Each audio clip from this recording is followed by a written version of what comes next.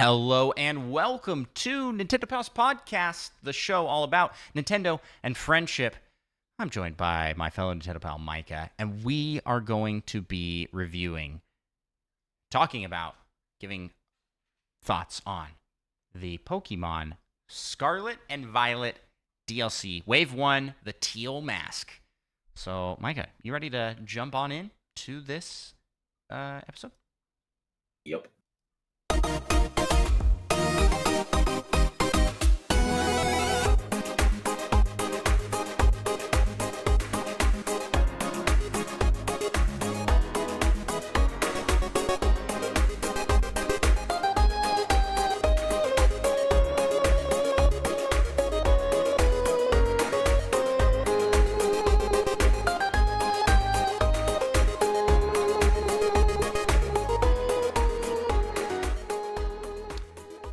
Hello, it's me, Andros, one of the hosts of the Nintendo Pals Podcast.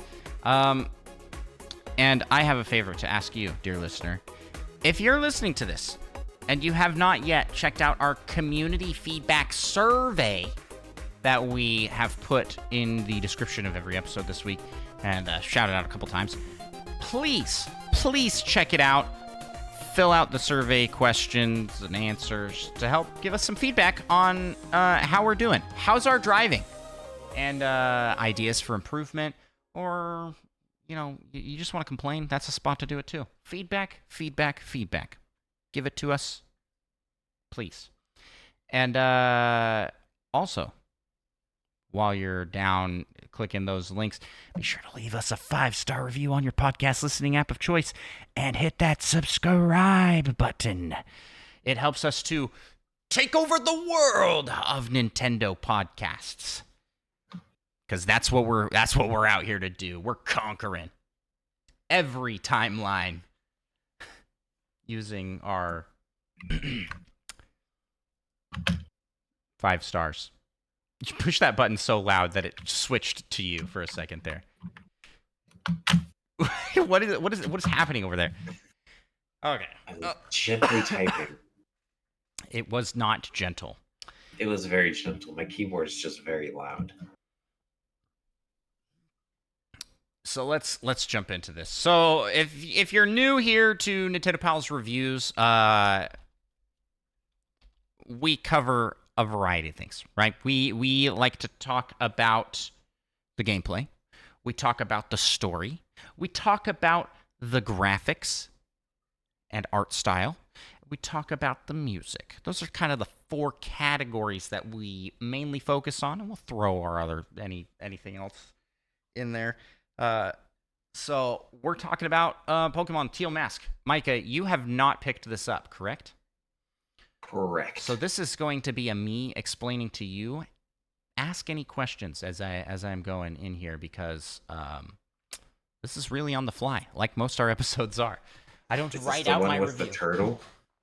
This is not the one with the turtle. However, so it's the garbage one. It hints to the turtle. These are actually connected DLCs, it appears, in a way I wasn't expecting. Because I believe, and don't quote me on this, anybody, but for Wave 2 of the DLC, we will be going to the Blueberry Academy.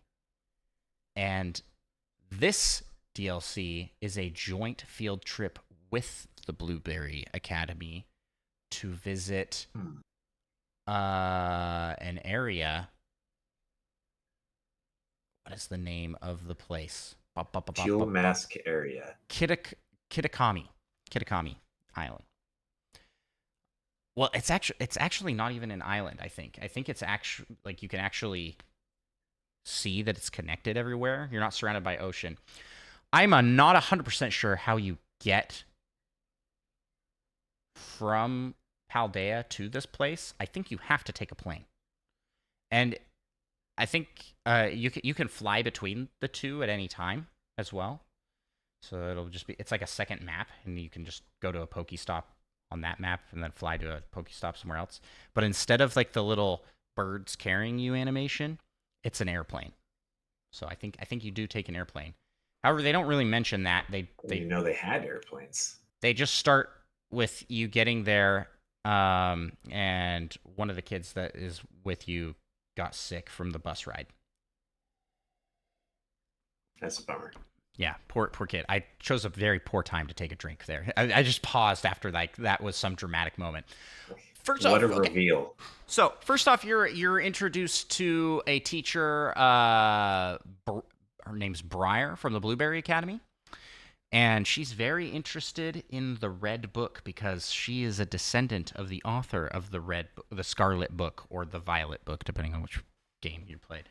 So she's very interested in this turtle Pokemon because she has the original manuscript, which has details that were not in the book. Yeah.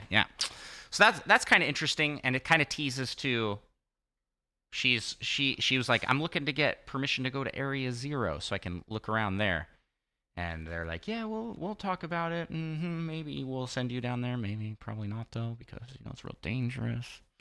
Also, there's a time machine down there. Don't know if anybody there. You know what I'm saying? Like that's this character is. She seems nice, but I could totally see her ending up being like a twist villain of some kind. But I think she's mostly just interested in finding the turtle. Who wouldn't be? As we all should be. As we all should be.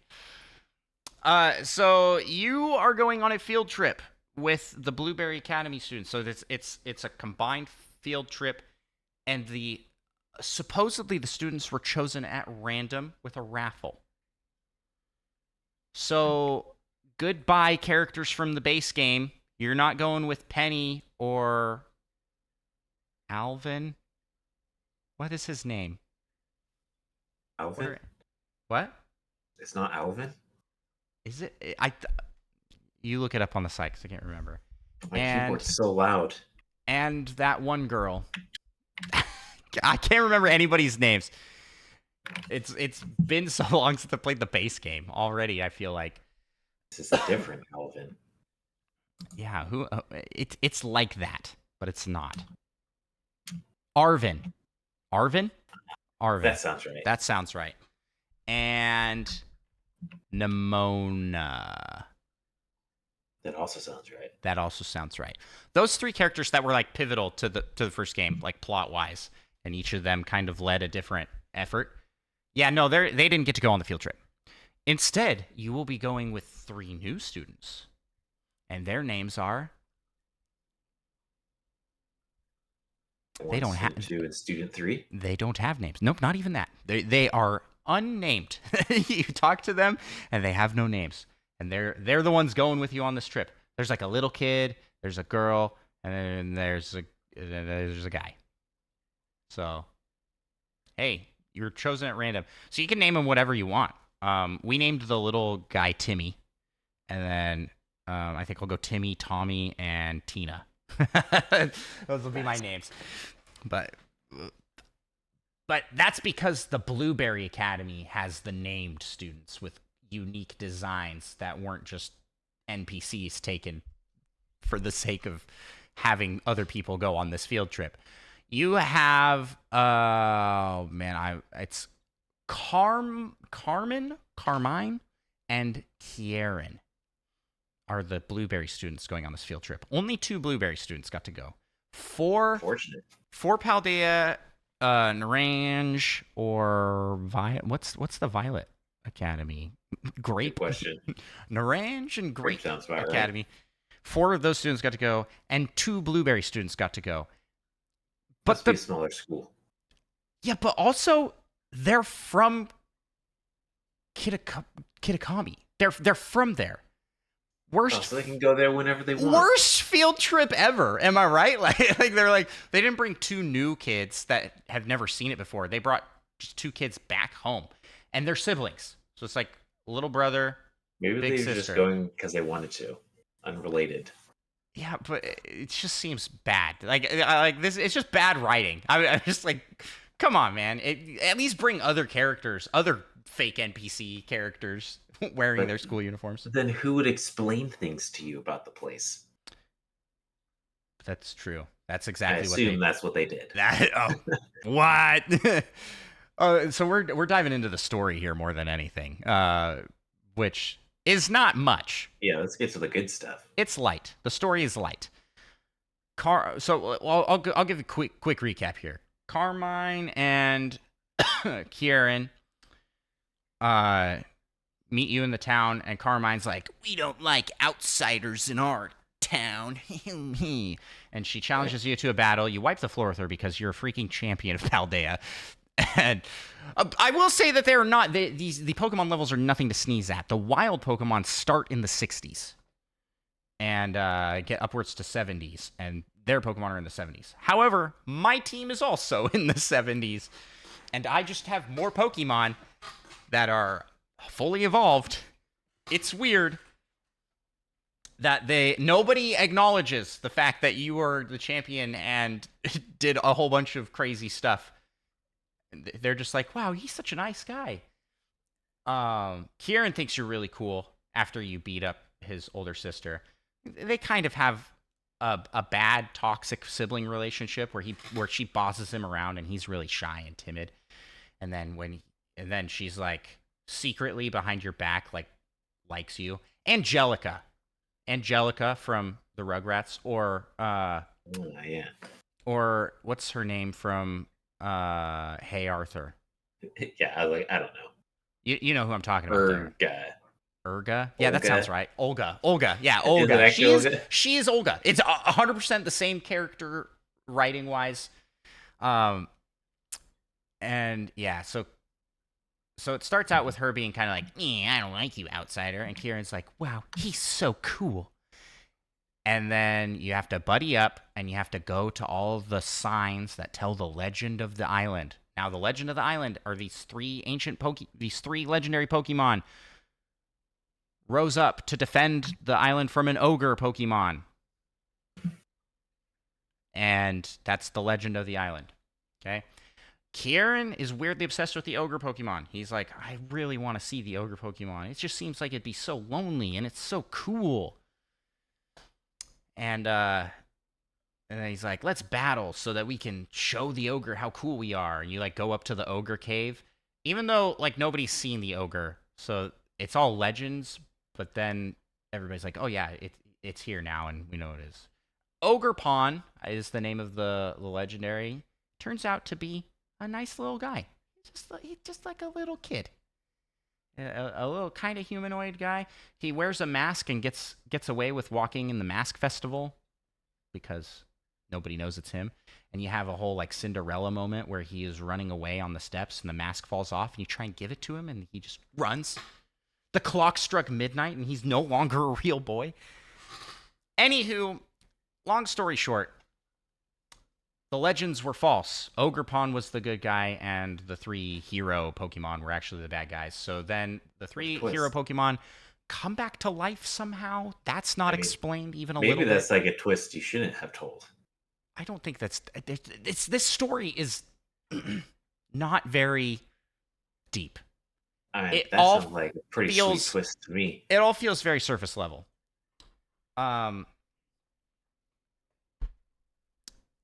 the three Pokemon come back to life, and then they start trying to steal Ogerpon's mask, and they steal his other masks. And so then you have to go get the masks from them, and they turn into Titan Pokemon in different corners of the map. So it's like a little mini Titan Pokemon game.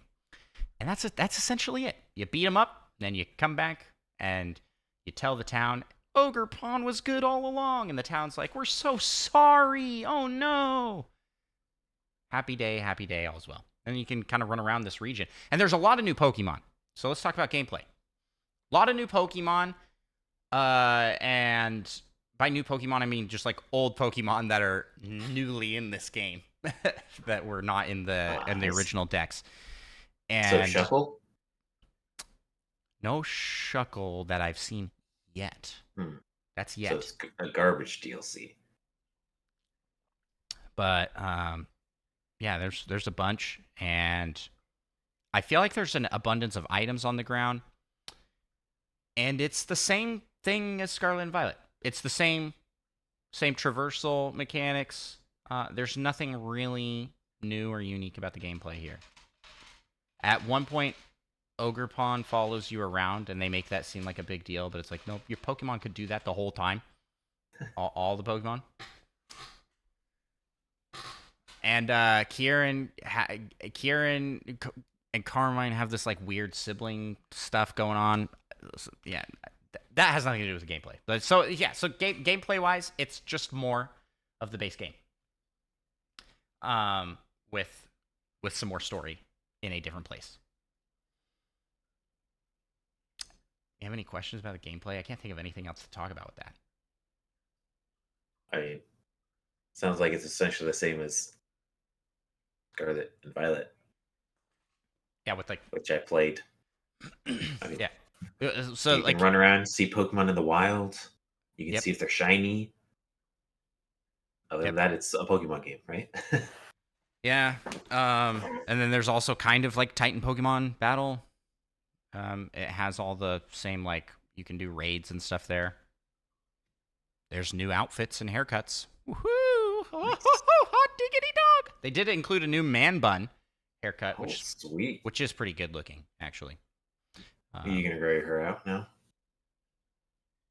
In real life? Yeah, did it convince you to grow out a man bun? No. Nope. But you can get a new uniform, and you know how they are in this game about, like, you get no outfits except for the school uniforms. So now you can get, like, an ancient, like, it's not ancient, like, traditional Japanese garb. Are the outfits less terrible? I don't think they're bad, but they're not really, it's not so unique that you're like, I mean, I've been using it the whole time I played. I was like, sure, why not? Also, they force you to have a haircut, and I haven't found a haircut place on that island. I had to like fly back to get my regular hair back. Like, okay, well, Maybe whatever. You should have just kept your hair. Put on a hat. They wanted. Yeah, I guess so. There is a lot of move from point A to point B and interact with dialogue, and long spouts of dialogue that just mean nothing. And it's like, I will be honest, there were large portions of this that I just mashed the A button through, because it's just like, I already know what I'm supposed to be doing here and what these people are going to say. Blah, blah, blah, blah. And it doesn't help that their animations are all like, it's not even interesting to look at. So it's just like, it just feels like a wall of text. Right? Like they and this is kind of a problem with the base game as well. But I think it's more accentuated here because they went much more story than gameplay. And but they didn't they didn't up like the animation quality or anything like that. So that leads us right into graphics. Let's talk graphics and art style. It's still garbage. It's still bad. It doesn't look great. I'd say that I'd say that it's the same. It's the same. I am baffled that the like shadow glitches are still just as bad as at launch. Like that hasn't been improved even a little bit. Maybe it has in the base game, but in the DLC, I had a point where I caught a Pokemon, and it was, I guess, sitting right on the edge of showing a shadow and not. And so my whole screen was just blinking, like, dark and light, like, while it was trying to catch. It's funny time. Yeah, so, like, don't expect this DLC to include like heavy graphical improvements or enhancements to the game, because it just doesn't. I do like the Kitakami layout and design. It does feel like it has some cool, unique areas, but not unique enough to feel too different from Paldea.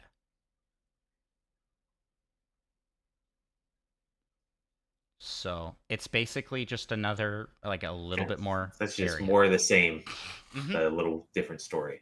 And that's kind of the story with this DLC. Is it's more of the same. And for me, that's enough. I liked the base game. I enjoyed it. I would say the game has its flaws, but I had a fun time playing it, and I had a fun time playing this DLC.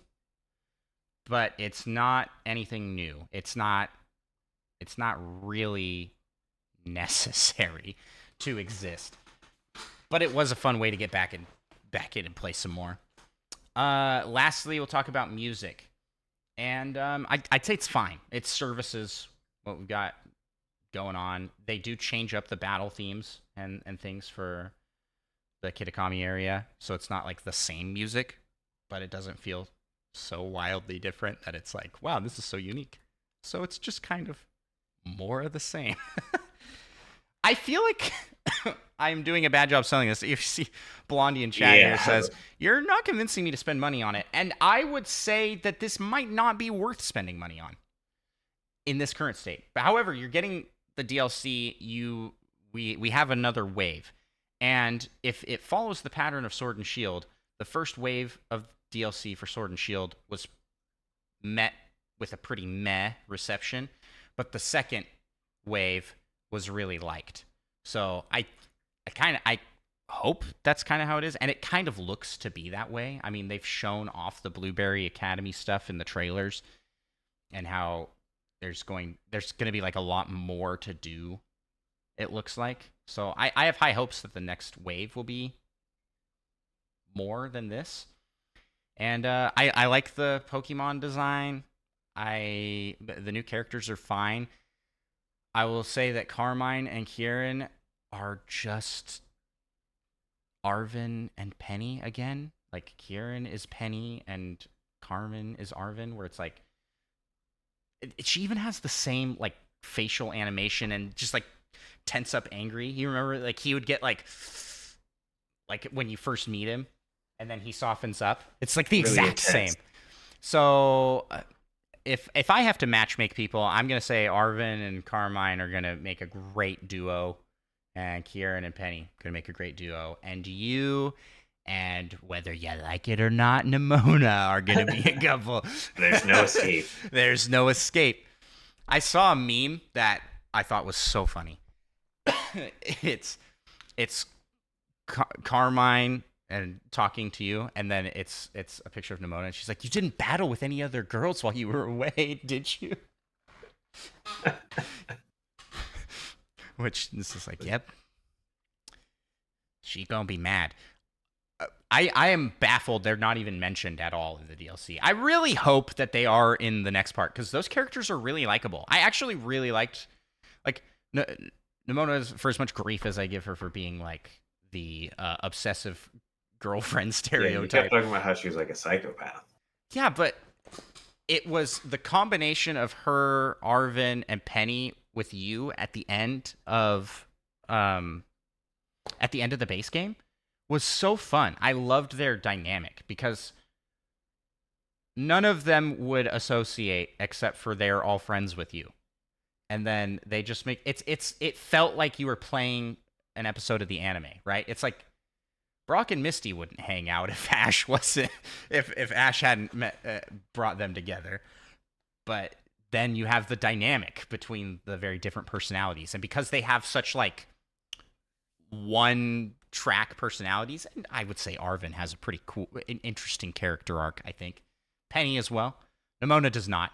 No character arc for Nimona. She's the same. She is. I've heard it described as she's the same. She's just so much. I've heard it described as she is the Ash Ketchum of the Pokemon games, where it's like you're the same character, never really has any character growth, just wants to battle. Like that's her whole deal, and that's okay. That's okay. Some people don't change. All right. Some people just kind of stay the same. I mean, that's not 100% true, but she really doesn't have much of a character arc story-wise, right? So I just like their dynamic, and I'm sad that they were not even mentioned in this DLC. You just go off on a separate adventure without them, and you don't even, like, it feels like there should be, like, some calls. That's because this is also an alternate timeline, and they don't exist. Spit out my drink. alternate timeline that you can fly to at any time from the regular timeline? Whoa! Exactly. It's not a plane.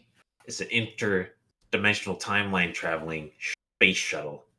So where do I sit? I'm going to score this. I'm going to score this. And this may be the lowest score we've ever given on this show.